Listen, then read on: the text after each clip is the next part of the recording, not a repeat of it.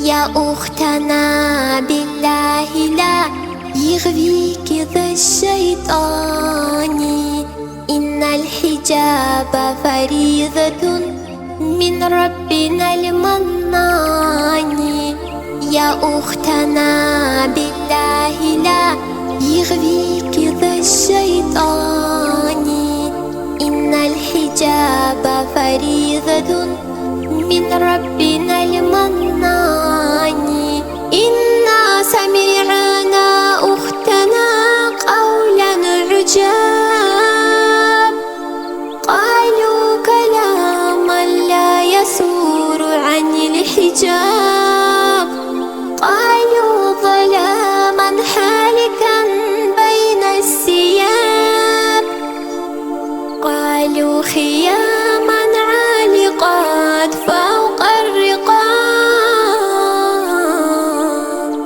يا أختنا بالله لا يغويك ذا الشيطان، إن الحجاب فريضة من ربنا المنان.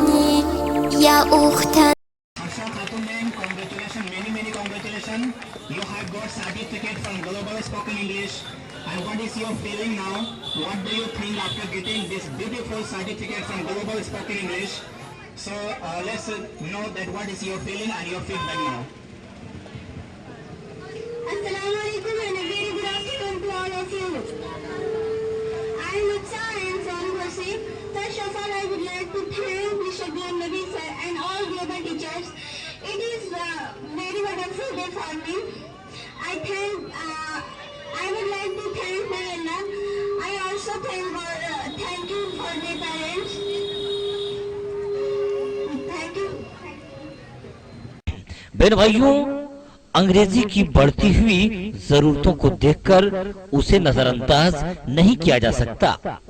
अगर आप अच्छी नौकरी करना चाहते हैं या आप किसी इंटरव्यू में जाना चाहते हैं तो बगैर इंग्लिश के ये संभव नहीं है। तो बहन भाइयों, देर किस बात की।